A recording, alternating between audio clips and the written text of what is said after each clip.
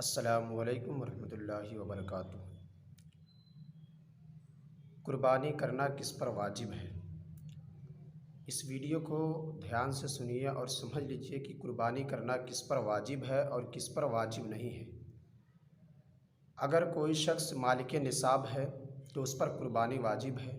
अगर मालिक निसाब नहीं है तो कुर्बानी वाजिब नहीं। मालिक निसाब होना, जिस शख्स के पास 52.5 तोला चांदी या 7.5 तोला सोना या माल तिजारत या कैश रकम है तो वो मालिक निसाब है। अगर इतना पाया जाता है तो मालिक निसाब है, उस पर कुर्बानी वाजिब है। और 2021 में 52.5 तोला चांदी की कीमत जो है, रकम जो है वो 40 से 45 हज़ार रुपये है। और अगर किसी शख्स के पास 52.5 तोला चांदी या 7.5 तोला सोना या माल तिजारत या कैश नहीं है तो वो मालिक निसाब नहीं है। हाँ, अगर किसी के पास 3 तोला सोना या 5 तोला चांदी है तो वो मालिक निसाब है। अगर आप 3 तोला सोने की कीमत कैश में तब्दील करेंगे तो आप 52.5 तोला चांदी से ज़्यादा चांदी खरीद सकते हैं। यानी आप उस वक्त मालिक निसाब, दोनों को जोड़ा जाएगा, आप उस वक्त मालिक निसाब हो जाएंगे, आप पर कुर्बानी वाजिब है। अब जान लीजिए कुर्बानी किस पर वाजिब है।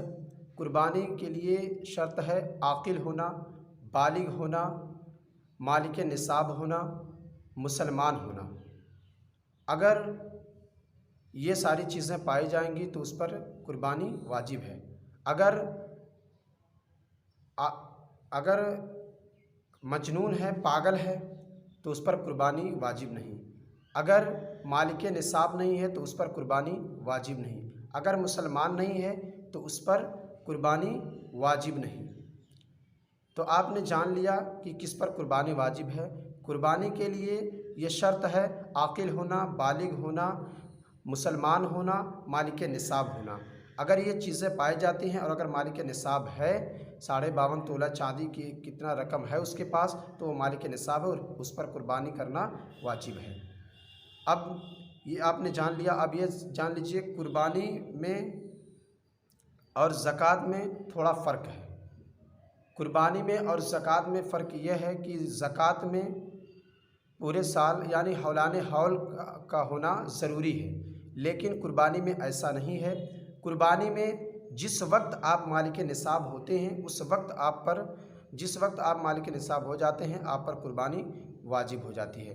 मान लीजिए अगर कोई शख्स 8 जिलहिज्जा को मालिक निसाब हुआ तो उस पर कुर्बानी वाजिब है। 9 जिलहिज्जा को मालिक निसाब हुआ तो उस पर कुर्बानी वाजिब है।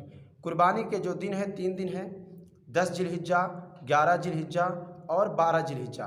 अब अगर कोई शख्स 9 जिलहिज्जा को अगर मालिक निसाब हुआ तो उस पर 10 जिलहिज्जा को कुर्बानी वाजिब है, यानी वो 10 जिलहिज्जा को कुर्बानी करे। अगर कोई शख्स 10 जिलहिज्जा को इतना उसके पास रकम हो जाता है कि वो मालिक निसाब हो जाता है तो वो 11 जिलहिज्जा को कुर्बानी करे।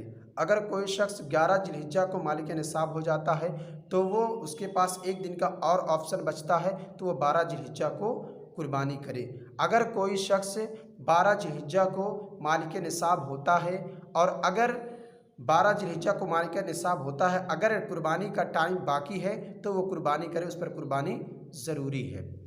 तो आपने ये समझ लिया कि कुर्बानी में और ज़कात में क्या फ़र्क है, और ये भी जान लिया कि मालिक निसाब किसको कहते हैं और कुर्बानी किस पर वाजिब है। तो आप जान लीजिए अगर कोई शख्स मालिक निसाब है और अगर कुर्बानी नहीं करता है तो वो गुनहगार होगा।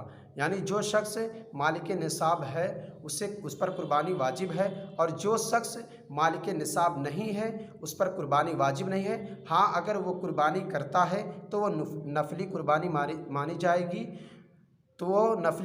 मानी जाएगी।